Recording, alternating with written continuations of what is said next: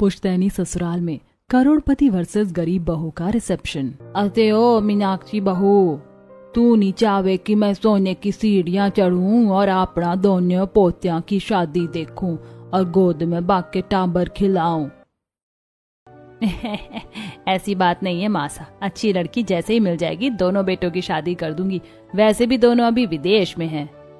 मारा दोनों पोतिया ने परदेस यूं पाछा बुलाओ, मन्ने की नहीं सुननो, बारो ब्याह करवाओ, मन्ने बेगा स्यू बेगा मारा पर पोत्यो रो मूड़ो देखोड़ो है।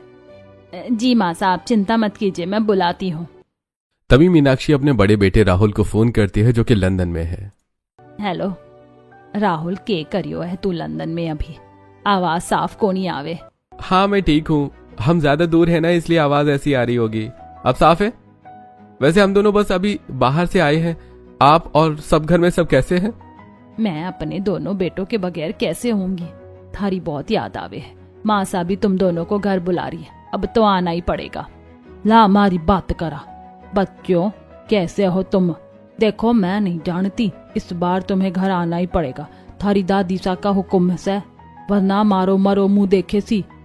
खबरदार दादी सा, अगर आप आज के बाद ऐसी बात की तो हम आ रहे हैं। आपसे ज्यादा हमारे लिए दुनिया में कुछ भी इम्पोर्टेंट नहीं है। जे हुई ना बात, मारे छोटे कुंवर सा से तो बात करा। ओ छोटे कुंवर सा बात करो। बाथरूम से निकलकर वरुण नाच रहा होता है, तब जाकर फोन पकड़ता है। हेलो मेरी यंग डार्लिंग, कैसी हो? कम वक्त पता भी है थारी दोनों की कितनी याद आवे है, और फोन पर कब से हेलो हेलो कर रही हूँ, फोन पर भी नहीं सुनता तू मेरी। हाँ दादी साहब, इसे नाचने से फुर्सत मिलेगी तभी तो। अरे भाई मस्ती भी नहीं करूं। दादी आप चिंता मत करो, हम दोनों इसी हफ्ते आ रहे हैं। हमारी स्टडी पूरी हो चुकी है, जब तक आप ख्याल रखो। वरुण फोन रख देता है। वहीं पुश्तैनी ससुराल बहुत बड़ा और आलीशान था। वहां नौकर भी बहुत सारे थे जो कि अपनी पोशाक में रहते थे। खाने पीने के लिए वहां पर आलीशान पीतल के सोने जैसे बर्तनों का उपयोग होता था। तभी शाम के 4 बजते ही नौकर रामू काका सुंदर से चाय के बर्तन में चाय नाश्ता लेकर आता है। अरे बड़ी मैम साहब, आपकी शाम की चाय और उसके साथ में अजवाइन के बिस्किट। हाँ रख दो। और तुमने मेरी मुलेठी का शरबत बनाया है? वो बड़ी मैम साहब, बस बनाने ही जा रहा हूँ। थाने पता नहीं है क्या, माने सब चीज टाइम पे ही पसंद आवे है, कोई भी गड़बड़ माने बिल्कुल पसंद नहीं है। आधा घंटा भीतर भीतर ले आओ, समझ गयो? जी मैम साहब। मासा अब तो आप खुश हो जाइए, आपके दोनों पोते आ रहे हैं और शादी भी हो जाएगी, बस लड़की देखनी है। माने तो समझ में को नहीं आवे। मीनाक्षी थाने थारा छोरा री ब्याह री चिंता कोनी होवे? कोई छोरी देखी के, या वो भी कोनी देखी? मासा आप भी ना होती है ना फिक्र, क्यों नहीं होती? मैं तो कह रही हूँ दोनों बेटों की शादी एक साथ कर देते। बड़े बेटे के लिए मैंने देखी और मुझे जैसी चाहिए वैसी है। वो है शहर की एकदम करोड़पति समझदार सुंदर लड़की। ये क्या बोल रही है तू? माने शहरी चोरियां बिल्कुल भावे कोनी, काई जानू कैसी हो सी। यो पुश्तैनी ससुराल री जिम्मेदारी क्यों कर संभाली सी? मारा हिसाब सूतो गांव री चोरी लाड़ी चाहिए, ये पुश्तैनी रीति रिवाज ना समझ सके। हाँ मीनाक्षी, मासा बिल्कुल ठीक कह रही है। हमें एक ऐसी बहू की तलाश है जो इस घर की परंपराओं को साथ लेकर चले। आजकल की शहर की लड़कियों का तुम्हें पता है, कोई रस्म करने में दिलचस्पी नहीं रखती। अजी ऐसा कुछ नहीं है, जरूरी थोड़ी है सारी लड़कियां ऐसी हो। खैर मैं तो अपने बड़े बेटे के लिए ये लड़की पसंद कर ली हूँ, आप भी फोटो देख लीजिए। ठीक है मीनाक्षी, तुम्हारा सु बिना पूछा ही राहुल खातर चोरी देख ली और पसंद भी कर ली, अब पूछ के काई जताणो चाहे? माँ साहब फिक्र मत करो, वो तो करोड़पति घर से आवे है, तो इसमें परेशानी वाली बात क्या हो सकती है? मैं उसे सब कुछ सिखा दूंगी। 4 दिन बाद दोनों बेटे विदेश से घर लौटते हैं। वहीं पुश्तैनी घर को चारों तरफ जगमग दियों से सजा रखा होता है। स्वागत करने वाली लड़कियां घर में शोर मचा देती हैं कुंवर सा के आने का, और बहन सुरभि की आरती थाली लिए खड़ी होती है। दादी सा सुरभि देखो कुंवर सा आगे। कुंवर सा घणो स्वागत है आपका। भैया अच्छा हुआ आप दोनों आगे। पता है मुझे आप दोनों की कितनी याद आ रही थी? मुझे भी मेरे परिवार की याद आई। अरे बावड़ी खड़ी खड़ी काई मुंह ताके है, थारा भाई री आरती उतार उड़ो, मुंह मीठा कराओ, घना बखत पाछो आया है। तब सुरभि अपने दोनों भाइयों की आरती करके तिलक लगाती है, चावल छिड़कती है और मुंह मीठा कराती है। अरे बस कर छोटे, ये ले तू भी खा अपने भाई के हाथ से। दोनों भाई ज्यादा मिठाई खिलाकर सुरभि का मुंह भर देते हैं। फिर दोनों बेटे अपने बड़ों के पैर छूते हैं। राम राम मासा, दादी साहब, पिताजी। अरे जीते रहो बच्चों, हमेशा खुश रहो। चलो बाहर से आकर थक गए हो, हाथ मुंह धो लो फिर खाना खाना। रामू काका, हमारे दोनों बच्चों के लिए खाना लगा दीजिए। जी मालिक। कुछ ही देर में दोनों बच्चे फ्रेश होकर कपड़े चेंज करके डाइनिंग टेबल पर आ जाते हैं, जो कि बहुत बड़ी थी, और शाही नौकर खाना लगा देते हैं, जहां गट्टे की सब्जी, मावा, कचौड़ी, दाल बाटी चूरमा, कढ़ी चावल, पापड़, खट्टा अचार, पापड़ इत्यादि थे। आहा, मासा आपने तो मेरे पसंद का सब कुछ बनवा दिया, और मुझे पता है ये मावे की कचौड़ी जरूर आपने बनाई है, इसकी खुशबू मैं कैसे भूल सकता हूँ। हाँ भैया, कितने सालों बाद हम अपने घर का खाना खाएंगे। खाओ खाओ बच्चों, ये सब तुम्हारे लिए ही बनवाया है। जैसे ही दोनों बच्चे अपने घर का खाना खाते हैं, खुशी से आंखों से आंसू गिरने लगते हैं। क्या हुआ बच्चों, तुम्हारी आंखों में आंसू क्यों आ रहे हैं? हमने अपने घर को और माँ का बनाए हुए खाने को बहुत मिस किया। वहां पर हम कैसे अजीबोगरीब खाना खाते थे, ये सिर्फ हम जानते हैं। रोटी खाने के लिए तरस जाते थे, वहां पर रोटी बिल्कुल नहीं मिलती, और हमारे घर का पारंपरिक खाना तो बहुत दूर की बात है। जब भी आपकी याद आती थी, आपके बने लड्डू को खाकर सो जाया करते थे। इसीलिए अब तुम्हें कहीं भी जाने की जरूरत नहीं है। इतनो ही थाने घर रा स्वाद रा खाना खावड़ो है तो जल्दी सुमार खातर पोतो बहू भी ले आओ, जे थाने घर रा पारंपरिक खाना बनावे और यो पुश्तैनी घर भी संभाले। छोरा, थारे लिए तो थारी माँ ने छोरी भी पसंद कर ली से। ये सुनते ही राहुल को खांसी आ जाती है और वो पानी पीकर शर्माता है। हाँ बेटा, इस लड़की की फोटो देखिए, लड़की करोड़पति है, सुलझी समझदार है, तो इससे शादी करेगा ना? हाँ माँ, जैसी आपकी मर्जी। चलो बढ़िया है, कम से कम एक लड़के ने तो हाँ करी, अब वरुण के लिए लड़की ढूंढूंगी। वो दादी सा, माँ सा, दरअसल मुझे आप लोगों से कुछ बात करनी है। वो क्या है ना कि मैंने अपने पसंद की एक लड़की देखी है और मैं उसी से शादी करूंगा। ये तू क्या बोल रहा है वरुण? कौन सी लड़की देख ली, कहाँ की है, क्या जात बिरादरी है, कुछ तो बता। फिर पहले हम उस लड़की को देखेंगे, सही लगी तभी शादी करेंगे, वरना नहीं। एक मिनट, तो इतने समय से विदेश में रह रहा था तो लड़की कैसे पसंद कर ली? माँ, वो पिताजी बाहर जाने से पहले मेरी मुलाकात सोनाली से हो गई थी। यहाँ पास के ही गांव में रहती है। एक दिन मैं उससे टकरा गया था, जब से बात करने लग गया, और विदेश जाकर भी उससे फोन पर बात करता था। और अब मैं उसे इतना तो जान गया हूँ कि वो हमारे पुश्तैनी घर को बिल्कुल अच्छे से संभाल कर रखेगी। गाँव की यानी कि देहाती गंवार? नहीं नहीं, मैं अपने घर में गंवार गाँव की बहू बिल्कुल नहीं लाना चाहती। मैं तो तेरी शादी नहीं करवाऊंगी उससे। माँ, समझने की कोशिश करो, वो गांव की भले ही है लेकिन पढ़ी लिखी है, समझदार है, हमारे घर में जल्दी घुल मिल जाएगी। मैं उसके साथ ही शादी के बंधन में बंधना चाहता हूँ। हे भगवान, मेरा तो दिल अभी भी नहीं मान रहा है। उस लड़की के लिए जरूर तुझे प्रॉपर्टी के लिए फंसाया होगा। हमारे पास इतने पुश्तैनी घर और जमीन जो है। अरे कई इतनो इनकार कर रही है, जद तेरा बेटो पसंद कर लियो है। मैं रीति रिवाज सु जुड़ी हाँ, पण इतनी खराब ना हाँ कि मना कर दूं। मन मा कोई अर होए और ब्याह काई अर सु करे, यो तो ठीक कोनी। तुम्हारो आखिरी फैसलो है। मारो पोतो अपनी पसंदरी छोरी सुई ब्याह करोगे। हाँ मासा, दादी सा ठीक कह रही हैं।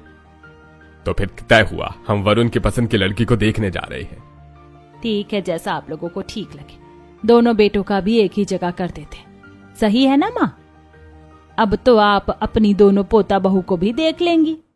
अगले दिन राजवती उस लड़की से मिलने की इच्छा जताती है और नारियल, चुनरी, रोके का सामान लेकर वो और घर के बाकी लोग गाड़ी में बैठकर मामूली से गरीब घर के सामने उतरते हैं, जहां सोनाली के परिवार वालों को अनेक उपहार मिठाई दिए जाते। अरे आप पुश्तैनी घर से हमारे गरीब घर में खम्मा घड़ी, आप सबको खम्मा घड़ी, उपहार, मिठाई, कुछ गाने हमारी ओर से। दरअसल हम थारी बेटी सु हमारा पोता रो रिश्तो जोड़नो चाहसू। बन्ना बन्नी एक दूजे ने प्यार करे से तो माँ चाहूं सू की यही महीना में शादी कर दी जावे। जी बिरजिया, सोनाली बेटा सबके लिए ठंडा पानी ला। तब सोनाली शर्मा कर सबको ठंडा पानी देती है, अपने रिश्ते की बात सुनकर खुश हो जाती है, सबके पैर छूती है। कुछ ही देर में वो लोग शादी की बात पक्की कर देते हैं और मीनाक्षी अपने बड़े बेटे के रिश्ता तय करने को भी कहती है, तो बड़ी बहू का भी राहुल के साथ रोका कर देती है। 2 हफ्ते में ही दोनों बेटों की शादी शाही अंदाज में सोनाली और माहिका के साथ हो जाती है और उनके गृह प्रवेश भी शानदार तरीके से होता है, जैसे लाल कारपेट पर सुंदर सी जोधाबाई आ रही हो। नौकर जाकर खूब फूल और इत्र का छिड़काव करते हैं। छोटी बहू सुंदर से लाल जोड़े में घूंघट में आती है, जो कि एकदम राजस्थानी कारीगरी का शीशों से जड़ा था। वही घर की बड़ी बहू एक्सपेंसिव रेड लहंगे में थी। तब सास दोनों बहू की आरती करती है। इस गरीब का तो गृह प्रवेश करवाना नहीं है मुझे, लेकिन करना ही पड़ेगा। आओ आओ मेरे दोनों बेटों की बींदनी, मारी लक्ष्मी, तुम्हारा स्वागत है। ये तुम्हारा आलीशान पुश्तैनी ससुराल। दोनों बहू चावल का कलश गिराकर आलते की थाली में कदम रखकर शुभ छाप छोड़ दो।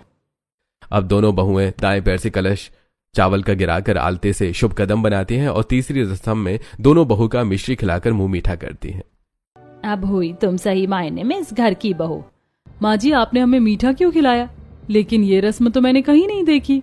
अरे बहू, ये रस्म पुश्तैनी ससुराल की है, हर जगह कैसे हो सकती है?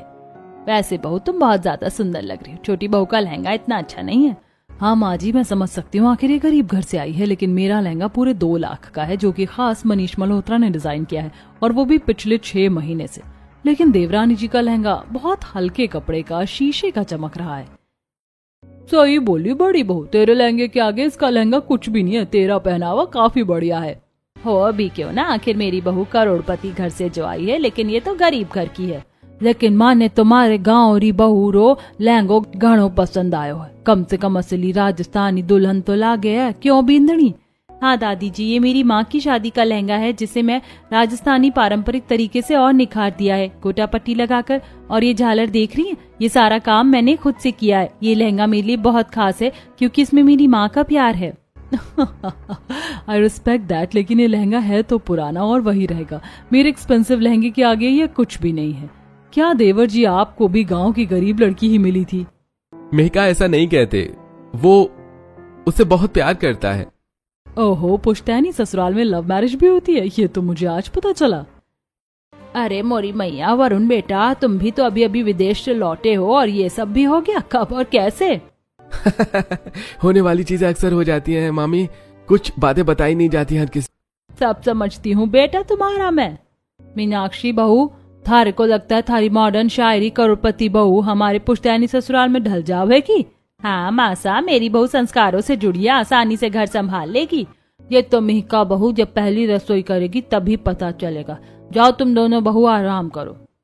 पहली रसोई का तो मुझे पता नहीं, लेकिन इतनी अच्छी सुंदर तैयार होंगी, ये गरीब फटीचर मेरे आगे कुछ नहीं लगेगी और सब मेरी ही तारीफ करेंगे।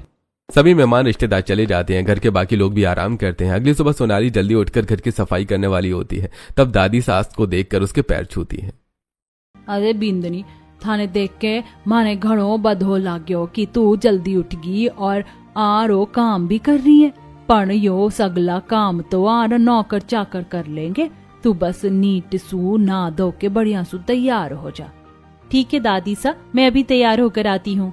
ये कहकर सोनाली नहा धोकर सुंदर सी लाल साड़ी में माथे पर बोरला पहन राजस्थानी गहनों के साथ तैयार हो जाती है। उसके साथ हाथ भरकर चूड़ी पहनती है, मोटी पायजेब पहनती है, कमर पर तगड़ी पहनती है और बालों में गजरा लगाकर छन छन करती हुई आंगन में बने चूल्हे पर खाना बनाने लगती है। वहीं बड़ी बहू नेट साड़ी, हैवी मेकअप, खुले बालों के साथ सिर्फ सिंगल कंगन पहनकर हाथों में फोन लिए रसोई में घुसती है। ये क्या बिंदनी, आज पहली रसोई के लिए तो आरी तैयार हुई है? कड़ी सुबह नई नवेली बहू नहीं लागे? जरा सिर पे पल्लू तो ढक ले। तेरी सास तो बोल रही थी संस्कृति से जुड़ी है। ये तो पता नहीं कौन सी भाषा का इस्तेमाल करती हैं, कड़ी सू ढक ले पता नहीं क्या। वो दादी सा, संस्कृति तो मन में होवे। मैं दिल से आप सबकी बहुत इज्जत करती हूँ, फिर खाना भी बनाना था, इसीलिए इस तरीके से तैयार हो गई। मासा, आप मेरी बहू के पास खड़ी रहेंगी तो बेचारी घबराहट के मारे खाना नहीं बना पाएगी। वैसे आपकी गरीब बहू नहीं दिखाई दे रही, कहाँ रह गई? मेरी बहू, चल ये भी ठीक है, थारा बेटा जाने है हमारी पसंद ने। जाकर देख, आंगन में मिट्टी के चूल्हे पर खाना बना रही है। इससे बोलते हैं पुश्तैनी ससुराल की पुश्तैनी बहू। ओह, जब भी कहूँ दिखाई क्यों नहीं दे रही है वो? ये सुनकर मीनाक्षी घर के बाहर आंगन में पहुंच जाती है, जहां वो लिट्टी चोखा, दाल बाटी चूरमा तैयार कर चुकी थी और पापड़ सेक रही थी। देखा, ये वही बना रही है जो इसे बनाना चाहिए, लेकिन तेरी बहू का कुछ अता पता नहीं है। और जरा पहनावा देख, ये सब पहनकर धूप में बना रही है। लगता है मासा इस गरीब बहू से पहले इम्प्रेस हो चुकी हैं। हे भगवान, मैं बिल्कुल नहीं चाहती कि मेहिका पहली रसोई में इससे हार जाए। हे भगवान, वो बस अच्छा सा खाना तैयार करे। गरीब बहू शिद्दत से खाना बना रही थी, वहीं मेहिका यूट्यूब से देख मैगी बना रही थी। उसी वक्त नंद, सुरभि और देवर वरुण पहुंचते हैं। भाभी, क्या बना रही हो? दिखाओ तो सही, छुपा क्यों रही हो? और गैस भी एक चल रही है। क्या भाभी, पूरी कचौरी नहीं बना रहे हैं क्या? आप दोनों बाहर जाओ, मैं खाना बनाकर ला ही रही हूँ, बस जाओ जाओ। उनके जाने के बाद नूडल्स में पास्ता मिला दूंगी और मैगी पास्ता परोस दूंगी। नंद देवर दोनों छुपकर मेहिका को मैगी बनाते हुए देखकर हंसते हैं और चुपचाप चले जाते हैं। कुछ ही देर में दोनों बहू अपना खाना बनाकर बड़े से डाइनिंग टेबल पर लगा देती हैं, जो कि फूलों और कैंडल से सजे हुए थे। आखिरकार दोनों बहू खाना बना के ले आई हैं। चलो अब परोसण रो काम बड़ी बहू तू करो। मेहिका जैसे ही बर्तन का ढक्कन हटाती है तो मैगी पास्ता दादी सास के सामने परोस देती है। ये देखते ही घर में सब चौंक जाते हैं। ये क्या है राहुल की बींदनी, यो किणो अजीब सा खाना बनायो है। मैं तो समझी थी तू पुश्तैनी बढ़िया पारंपरिक रो खाना बनावेगी। दादी साहब बहुत पुरानी है, मेरा मतलब पुराने जमाने की है। आपके जमाने में ये सब कहाँ होगा, वो सब तो कब से बनता आ रहा है। पूड़ी कचौड़ी जिसमें ज्यादा तेल होता है, इसीलिए मैंने आपके लिए ये बनाया है। आप ये खाओ मैगी पास्ता। यो भी ठीक से काई पता खाने में सुथरो ही होवे। चलो हम भी यही खाकर देख लेते हैं। जैसे घर के बाकी लोग महक का बना मैगी पास्ता खाते हैं तो न निगल पाते हैं न उगल पाते हैं, जैसे तैसे गटक जाते हैं। सास अजीब सा मुंह बनाकर पानी पीती है। भाभी ये क्या था, इतनी देर में आपने ये बनाया है, वो भी यूट्यूब से देखकर। क्या भाभी मुझे ही बुला लेते घर में, मेरे हाथ की मैगी सबको पसंद है, मैं तो बिना यूट्यूब के बना लेती हूँ। हाँ भाभी। अरे शांत हो जाओ तुम दोनों, बताओ अभी। बेचारी की पहली रसोई थी, थोड़ी घबराहट तो होगी ही ना। कोई बात नहीं मिहिका, बहू तुम आराम से कल बना लेना। काई बोलू थाने मीनाक्षी, चल छोड़। तो लाली बहू यू भी तो खाना बनायो है बींदड़ी सा, थारे खाने री घड़ी सुगंध आ रही सी। चल सब ने परोस दे, सगड़ा भूखा बैठा है। अभी परोस दूं दादी सा? ये देखिए मैंने खाने में दाल बाटी चूरमा, गेट की सब्जी, चावल, ये चुपड़ी रोटी, लहसुन की चटनी, सलाद, पापड़। अरे ये हुई ना देसी खाना।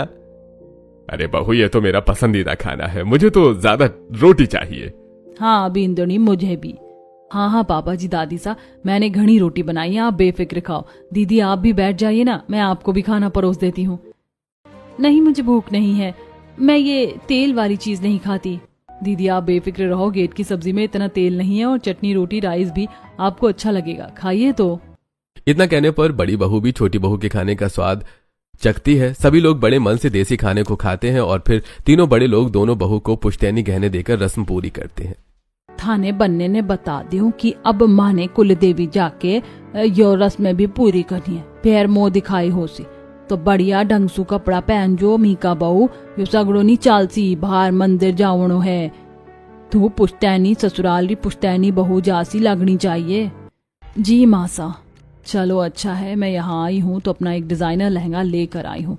अब तो दादी सा के दिल में बस ही जाऊंगी। कुछ ही देर बाद बड़ी बहू अपने डिजाइनर लहंगे में तैयार होती है, जिसका डिजाइनर ब्लाउज होता है, और रस्म में मिले पुश्तैनी गहने पहन लेती है। वहीं छोटी बहू सुंदर सी साड़ी में फुल बाजू के ब्लाउज में भरकर राजस्थानी चूड़ी पहनती है और घूंघट तैयार करके तैयार हो जाती है। तभी राजवती दोनों बहू के पहनावे को देखकर खुश हो जाती है। तुम दोनों ने कपड़ा में देख के माने घड़ी खुशी हुई है। मिहिका बहू माने थासू ये उम्मीद थी, बस थारो ब्लाउज जरा अटपटो लागे, पर अब तू भी घूंघट कर ले क्योंकि मंदिर जावणो है ना। तो लोग कोई बोलती कि पुश्तैनी ससुराल री बड़ी बहू है जासी जा रही है, अपनी देवरानी सु किछु सीख लियो। What the hell is this language? And बुढ़िया, इस बुढ़िया को भी ना चैन नहीं है, जब देखो उस गरीब बहू की तारीफ करने लगती है। कहाँ मैं करोड़पति, कहाँ वो गरीब। माँ जी मेरी बहू उस गरीब बहू से ज्यादा समझदार है, थोड़ा तो स्टाइलिश कपड़े पहनेगी ना। आखिर पुश्तैनी ससुराल की बहू जो है इसकी तरह नहीं, इसकी तो साड़ी भी पुरानी लग रही है मुझे, जैसे कि 400-500 की हो। बस करो मीनाक्षी, वो भी तुम्हारी बहू है, उसे थोड़ा प्यार करो, कंपटीशन की तरह मत देखो दोनों को। पड़ोसी लोग भी शामिल हो जाते हैं। दोनों बहू कुलदेवी जाने के लिए मुंह ढककर सर पर मटका ले जाती हैं। सब थक गए होते हैं। मेहिका स्ट्रॉबेरी स्मूदी पीने की इच्छा जताती है। तब छोटी बहू बनाने को कहती है। तुम गरीब लड़की को स्ट्रॉबेरी स्मूदी बनानी आती है? हाँ दीदी एक बार बनाई है, आज मैं सबको बनाकर पिलाती हूँ। दादी सा रामू काका को मदद करने के लिए सोनाली के साथ भेज देती हैं। तब रामू काका ढेर सारी स्ट्रॉबेरी धोकर रख देते हैं और सोनाली सबके लिए स्ट्रॉबेरी स्मूदी बनाकर ले आती है। ऐसे ही अगले दिन राजवती जानबूझकर मेहिका को मीठा बनाने को कहती है, जबकि सोनाली पहली रसोई की तरह मिट्टी के चूल्हे पर स्वादिष्ट राजस्थानी व्यंजन तैयार कर देती है, जैसे कि मावा कचौड़ी, दही कचौड़ी, सांगरी की सब्जी, घेवर, चावल, रोटी। शुक्र है खाना तैयार हो गया। खाना बनाते बनाते थक गई मैं, गर्मी से पसीना भी आ रहा है। सोनाली खाना बनाकर डाइनिंग टेबल पर ले जाती है। वहीं मेहका खीर बना रही थी। चावल में जैसे ही दूध डालते हैं खीर का हलवा बन जाता है। ये खीर ऐसे ही बनती है ना? हाँ, मैं सही बना रही हूँ। अब सबके लिए बोल में परोस देती हूँ और सजावट के लिए केसर डाल देती हूँ। मेहका बड़े प्यार से ससुराल वालों के लिए खीर ले जाती है। सब उसकी खीर को देखकर हैरान थे। माँ जी, पापा जी, दादी सा, आप सब खीर खाइए ना, मैंने बहुत प्यार से बनाई है। और अब तो यूट्यूब भी नहीं देखा। बहू खीर खाते हैं। खा ले मीनाक्षी, तेरी बहू ने हलवा मेरा मतलब खीर बनाया है। सभी का खीर देखकर मुंह बन गया था और मेहका की खुशी के लिए सब एक एक चम्मच खा लेते हैं। बहुत बढ़िया, बहुत बढ़िया। अरे मेहका, बिंदी इतनी बढ़िया है कि आज तक किसी ने हमें बनाकर नहीं खिलाया और ना ही कोई बनाकर खिला पाएगा। थैंक यू पापा जी। बहू खीर दे रही है या हम सबको सजा? तेरे से कुछ नहीं हो सकता। यही है ना बहू, तेरी संस्कारी बहू। खैर, सोनाली बहू ने खाना अच्छा बनाया है। बहू तू ही खिला दे आज भी। और जाओ तुम दोनों तैयार हो जाओ, तुम्हारी मुंह दिखाई की रस्म भी होने को। फिर पुश्तैनी ससुराल वाले छोटी बहू के हाथ का खाना खाकर खूब तारीफ करते हैं और पेट भर कर खाते हैं। ये बात न मीनाक्षी को अच्छी लगती है न उसकी करोड़पति बहू को। सोनाली बहू, तूने तो मुझे मेरे बचपन और सास की याद दिला दी। वो भी ऐसे चोखा खाना बना देती थी। अरे मीका बहू, तू ऐसो देसी खाना माटी रा चूल्हा पर ही नहीं, शाही रसोई में भी बनावड़ो सीख ले। ना त लोग काई बोलती कि बड़ी बहू ने बनावो नहीं आवे। दादी सा, ना यहाँ पैसों की कमी है ना मेरे घर में थी। खाना पीना बनाने के लिए नौकर चाकर हैं तो सही। तब दोनों बहू मुंह दिखाई की रस्म के लिए तैयार होकर आती हैं। जहां बड़ी बहू ने कट स्लिप डिजाइनर ब्लाउज और साड़ी पहनी थी और घूंघट भी छोटा किया था, वहीं सोनाली 16 श्रृंगार करके बिल्कुल दुल्हन की तरह बड़ा घूंघट करके बैठ जाती है। अरे मोरी मैया, छोटी बहू तो एकदम पुश्तैनी ससुराल की बड़ी बहू लग रही है। पूरी 16 श्रृंगार में बैठी है। वहीं बड़ी बहू तो किसी भी एंगल से राजस्थानी ससुराल की बहू नहीं लग रही। ऊपर से घूंघट भी नहीं। इसने तो मुंह दिखाई का मतलब ही खत्म कर दिया। वही तो, आजकल की शहरी बहुएं बिना रीति रिवाज को समझती नहीं है। यहाँ भी फैशन करना है। एक्सक्यूज मी आंटी जी, बुआ जी, मुझे गर्मी लग रही है इसीलिए मैंने घूंघट हटा दिया। पर जो भी कहो, छोटी बहू साक्षात लक्ष्मी लागे। एक एक करके सभी औरतें पुश्तैनी ससुराल की बहू का घूंघट हटाकर मुंह दिखाई की रस्म करती हैं। अनेक अनेक उपहार दिए जाते हैं। तब मेहका, वैसे जो भी बोलो सोनाली, पुश्तैनी ससुराल में आकर तुमने इतना सब कुछ कभी नहीं देखा होगा जो तुम्हें अब मिल रहा है। करोड़ों के महंगे कपड़े, सोना, चांदी, हीरा। मेरी गरीबी का मजाक मत उड़ाइए दीदी।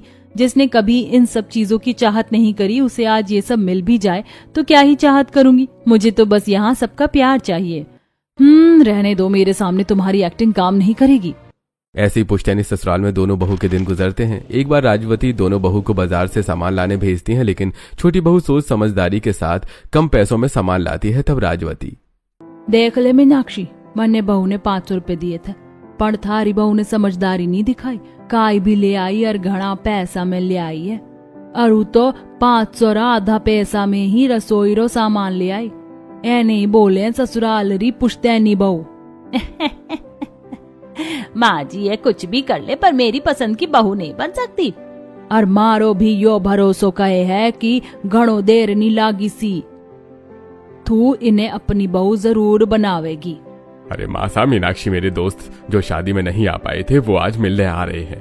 कहीं जाना है ना, इसलिए बहू को बोल दो थोड़ा तैयार हो जाए। आखिर उनका पुश्तैनी ससुराल है। जी ठीक, जाओ तुम दोनों अच्छे से तैयार हो जाओ। हमारे ससुर जी के दोस्त हैं, नाक नहीं कटनी चाहिए और पकवान बनाने का भी इंतजाम करो। तब दोनों बहू अपने अपने कमरे में जाकर कपड़ों को छांटती हैं। ओ माय गॉड, इतनी गर्मी में अब मैं फिर से वो तामझाम नहीं पहन सकती। I don't want. मैं तो अपनी जो डिजाइनर कुर्ती लाई हूँ वही पहनूंगी और दुपट्टा भी नहीं पहनने वाली। जिसको जो सोचना सोचे। अरे वाह, कब से मैं साड़ी को ढूंढ रही थी। ये तो माँ ने खुद अपने हाथों से बनाई है। आज यही पहनूंगी। मेहका बिना दुपट्टे के ज्यादा श्रृंगार और कम गहने में तैयार होकर चली जाती है। वहीं सोनाली अपनी माँ की दी हुई साड़ी को पहनकर कलरफुल चूड़ी और सिर पर दुपट्टा रखकर रसोई में खाना बनाने पहुंच जाती है। इतने में मेहमान आ जाते हैं। अरे जीती रहो बहू, सदा खुश रहो। अरे बड़ी बहू, तुमने नहीं किया कोई बात नहीं, पानी ला दो। ओहो, इतने बड़े पुश्तैनी ससुराल में रसोई बहुत दूर है। अंकल जी, आप आगे से राइट जाकर खुद ले आओ। अरे बहू, मनोज तेरी बड़ी बहू में पुश्तैनी तमीज कोनी बड़ों से बात ऐसी करते हैं। और जरा छोटी बहू, और इसे देखो, ये 16 श्रृंगार में इस घर की बहू तो लग रही है, लेकिन इसने तो दुपट्टा तक नहीं डाला। हमारी बिरादरी में ऐसा तो नहीं होता मनोज। वो मुनेश, बड़ी बहू माफी मांगो, अंदर जाओ। मैंने तो कुछ नहीं किया पापा जी, बस बोला खुद जाकर पानी पी ले। बहू अपनी हद में रहो। नाराज होकर मनोज के दोस्त जा रहे थे, तब हाथ जोड़कर सोनाली उन्हें रोकते हैं और अपने हाथ का खाना खिलाती है। तब मनोज की खातिर रुककर वो खाना खाकर सिर्फ छोटी बहू को ही नेक दे जाते हैं, जिससे मीनाक्षी को शर्मिंदा होना पड़ता है। तब राजवती भी उसे सुना देती है। मुझे ये सब बिल्कुल पसंद नहीं आया। मीनाक्षी अपनी बहू को समझा दे, इस तरह से पुश्तैनी ससुराल की इज्जत ना बिगड़े। आज हो गया है, दोबारा नहीं। गुस्से में राजवती दुपट्टा लाकर मेहका के सिर पर डाल देती है। मीनाक्षी कमरे में मेहका को समझाती है, लेकिन वो और मन ही मन भड़क जाती है। और शाम को खाने के समय, बहुओं, बहुत रिश्तेदार तुम दोनों की शादी में नहीं आए थे, इसीलिए 2 दिन बाद इस घर में रिसेप्शन होगा। वहाँ ऐसी कोई चूक नहीं होनी चाहिए, तो अपने कपड़ों की तैयारी कर लो। जी दादी साहब। इस बार तो ऐसे कपड़े पहनूंगी कि करोड़पति के साथ पुश्तैनी ससुराल वाली बहू भी लगूंगी। अपना फैशन मैं कभी नहीं भूल सकती। मेहका अपने पति के साथ बहुत सारी मॉल में जाकर रिसेप्शन के लिए खास ड्रेस सिलेक्ट करती है। मेहका, इतनी देर हो गई, तुम्हें यहाँ कुछ पसंद आया? देखो कितने सारे डिजाइनर आउटफिट हैं। नहीं राहुल, मुझे यहाँ पर भी कुछ पसंद नहीं आया। थोड़ा आगे चलो, 2 शोरूम और हैं। मेहका अपने पति के साथ वापस गाड़ी में बैठकर आगे के डिजाइनर शोरूम के लिए निकलती है। वहीं सोनाली आराम से आम का अचार बनाती है। मेरी प्यारी सोनाली, तुम आम का अचार बना रही हो? तुम्हें पता है ना रिसेप्शन की पार्टी कितनी बड़ी है? बहुत नेता अभिनेता और बड़े बड़े रिश्तेदार आने वाले हैं। तुम कुछ तैयारी नहीं कर रही हो? जी मुझे लगा कि मामूली सी रिसेप्शन पार्टी है, इसके लायक तो मेरे पास कोई कपड़े नहीं है। वो मैं खुद बना लूंगी, लेकिन वो बनाने के लिए सामान नहीं है। तो बजाओ बेबी, बैठ चिपक के आजा मेरी बाइक पे, मौसम अच्छा है, चलेंगे लॉन्ग ड्राइव पे, अच्छा लगता है, पकड़ के रखना टाइट से, मैं लूंगा लेफ्ट क्योंकि घर तेरा राइट से। चलिए। वरुण अपनी खास रॉयल बाइक पर बैठकर उसे बाजार ले जाता है, जहां से वो राजस्थानी कारीगरी का कपड़ा जिस पर ऊंट वगैरह बना होता है और शीशे, झालर, साथ में अनेक मोती इत्यादि खरीद कर घर लाती है और खुद अपना लहंगा चोली तैयार कर। वहीं मेहका एक डिजाइनर 10 लाख का लहंगा दिखती है, उस ब्लाउज के बैग को पूरा काट देती है और लहंगे को भी साइड से कट कर देती है। मैडम, आपने मेरे 10 लाख के लहंगे के साथ क्या किया? व्हाट इज दिस मेहका? चिल, मैंने बहुत सोच समझ कर किया है। अब मुझे डोरी लगाकर और नीचे की फिनिशिंग के साथ ये ड्रेस बनाकर घर भेजो। एड्रेस ये रहा। तब राहुल पेमेंट कर देता है और डिजाइनर उसकी ड्रेस को और डिजाइन करता है। जब मेहका घर पर सोनाली को कपड़ा बनता हुआ देखती है तो इसे तो रिसेप्शन पार्टी में अच्छा लगने ही नहीं दूंगी। जैसे मेहका को सोनाली का काली कमर दिखती है तो उसकी सिलाई मशीन में कांच के टुकड़े डाल देती है, जिससे उसकी सिलाई मशीन चलती नहीं है। ये भगवान, सिर्फ 1 दिन और बचा है, बस किसी भी तरीके से मेरी रिसेप्शन पार्टी की ड्रेस तैयार हो जाए। सोनाली परेशान होती है और अपनी सिलाई मशीन को ठीक करके कांच के टुकड़े निकालती है जो उसके हाथ में चुभ जाते हैं और वो वापस लहंगा तैयार करती है। लेकिन जब मेहका ये देख लेती है तो उसकी कोशिश खराब करने के लिए कहीं से 2 चूहे उसके कमरे में डाल देती है और दरवाजा लगा देती है। रिसेप्शन की सुबह जब सोनाली अपना लहंगा चोली देखती है तो हैरान हो जाती है। चूहों ने सारा नीचे से कुतर दिया था। ये भगवान, अब क्या होगा? कहीं दादी सा नाराज ना हो जाए। इतने में मेहका रॉयल एंट्री लेने के लिए तैयार होती है। रिसेप्शन पार्टी को बहुत सुंदर सजाया गया था और काफी अच्छी ड्रेस पहनकर हार्नेस से लटक कर सामने आती है। साइड से फायर वर्क हो रहा था, तभी फायर वर्क की वजह से हार्नेस टूट जाता है और मेहका जोर से गिरती है। सब लोग उसके कपड़े और उसे देखकर हंस रहे होते हैं। छोटी बहू लाल नेट की बहुत बड़ी चुन्नी से उसे बचाने जाती है। मेरी कमर। मेहका जैसी उड़ती है उसकी डोरी भी खुलने को होती है। सोनाली फटाफट अपनी राजस्थानी चुन्नी से उसे ढक देती है। ये तुम क्या कर रही हो? छोड़ो मुझे। दीदी आप हिलो मत, आपकी पीछे से सारी डोरी खुल चुकी है। ऐसे कपड़े पहनने की क्या जरूरत थी? क्या? अरे ये देखो कितनी बेशर्म बहू है, इसीलिए रिसेप्शन पार्टी में कितना कटा पिटा लहंगा पहना है। वही संस्कारी छोटी बहू को देखो, कितनी पुश्तैनी बहू लग रही है। वही तो एकदम राजकुमारी। सच में बड़ी बहू को कपड़े पहनने का ढंग नहीं है। मम्मी ये सुपरमैन आंटी क्यों उड़ नहीं रही है? अभी तो ये हवा में उड़ रही थी। आंटी दोबारा से उड़कर दिखाओ ना, मुझे मजा आ रहा है। ए चुप बड़ी बहू, तूने क्या किया? सबके सामने पुश्तैनी ससुराल की इज्जत उतारने जरूरी थी तुझे। देख ले अपनी करोड़पति बहू ने 10-12 लाख रो लहंगो पहन लियो, फिर भी इसने मारे घर री इज्जत डुबा दी। सब कुछ पैसे सू नी होवेला। बड़ी बहू मान सम्मान संस्कार होना भी बहुत जरूरी होवे, जो कि छोटी बहू में है। दीदी ना तो आपको कपड़े संभालने आए, ना ही इस पुश्तैनी ससुराल की इज्जत। मुझसे बहुत बड़ी गलती होगी दादी सा। सोनाली मैं तुम्हारी गुनहगार हूँ। मैंने ही तुम्हारी ड्रेस खराब की थी ताकि रिसेप्शन पार्टी में मैं ही करोड़पति पुश्तैनी बहू लगूं और तुम्हारा मजाक उड़े। आपको अपनी गलती का पछतावा, यही बहुत है। चलिए मैं आपको तैयार कर देती हूँ, मेरे पास एक जोड़ी और है। तब सोनाली राजस्थानी दूसरी ड्रेस को ठीक करके अपनी जेठानी का 16 श्रृंगार करके लेकर आती है, जहां दोनों बहू की रॉयल एंट्री पर सब लोग ताली बजाते हैं और उनकी खूब तारीफ करते हैं, जिससे रिसेप्शन पार्टी में सब लोग उनकी सादगी की और पहनावे की बात करते हैं। इससे पहले सोनाली बहू मुझे माफ कर दे। मैंने तुझे कभी नहीं अपनाया, लेकिन आज तूने पुश्तैनी ससुराल की इज्जत बचाकर बहुत बड़ा उपकार किया है। मैं भूल गई थी, संस्कार ना पैसों से आते हैं ना गरीबी से, वो तो बस परिवार से मिलते हैं। तब साक्षी अपनी बहू को गले लगा लेती है। दोस्तों, अगर आप सोनाली की जगह होते तो सच में मेहका की मदद करते या नहीं, हमें कमेंट करके जरूर बताएं।